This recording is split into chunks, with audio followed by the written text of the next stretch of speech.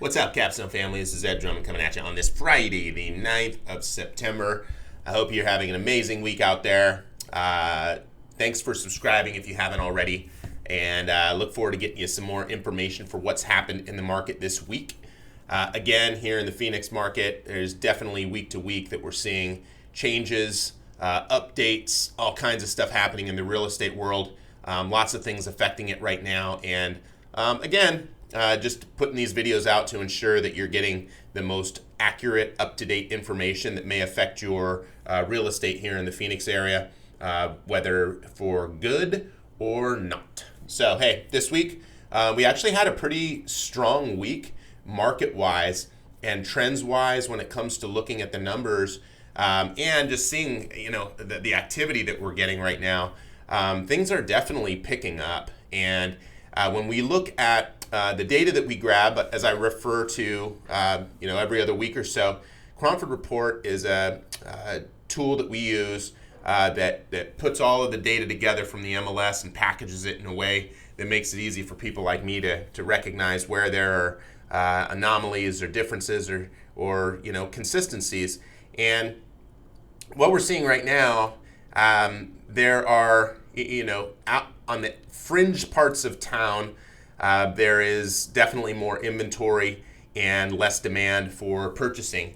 But when it comes to the center of town, like where we are, things are still jamming. Things are still moving. A couple areas like Paradise Valley and Chandler are still on the seller side of the market, whereas areas like Buckeye, Queen Creek, Maricopa are leaning more towards the buyer side of the market, where buyers have a little more power. So again, the market is definitely shifting, but not in a crazy, awful way that people expected. Again, we talk about the different influences that have gotten us to this point, and how as we were trending this market and pushing the market up, as much as it would support. Some of that may have been a little more artificial. So some of the correction that we're seeing may just be this correction of this artificial inflation, both on the rental side and the sales side. On the rentals this week, things picked up a lot. We had a lot of showings. We've got a lot of people that are moving in. August was the strongest month we've had in a very, very, very long time on the rental side, which made up for a pretty rough July. Typically, July is our busiest month of the year when it comes to rentals. That's when everyone is moving, it seems. And this year, we didn't see that. We saw, as I mentioned before, a lot of people just feeling it out and seeing if moving was the best option for them. So I think, moving into the end of the year, I think this is not one that we're going to be able to predict, similar to the rest of these months. We are putting more houses on the market for sale than we have over the last few months, which is good. We're seeing more interest on the sale side, which is also good. We also are seeing interest rates go up. So how that works itself out, who's to say? I think from now to the end of the year is a good time to be considering selling, if that fits into your model. If the numbers make sense on the purchase. I had somebody that I spoke to today about buying. The numbers make sense, that's what it's at. Again, not a lot of us are in it for the long haul to pay the properties off entirely, so who cares what that top line number is, as long as the payment makes sense.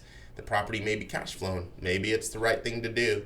Good place to park some cash while the market still feels itself out and figures out what it's going to do moving forward. Cool. Well, I appreciate you watching this week. I know it's a little bit shorter than most. Want to get you off to your amazing weekend, hopefully, that you're going to have. It's been, a lot of stuff going on here at Capstone behind the scenes. Lots of transitions. We're adopting Asana as our project management tool.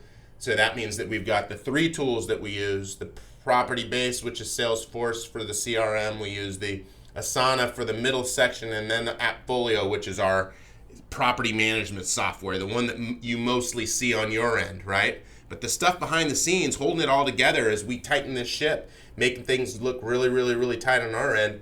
That's the fun part of this, and growing and making it work for everybody, and making this like we're doing, trying to grow the best service property management business in Phoenix. Thanks so much for watching. I look forward to connecting again, and stay cool out there.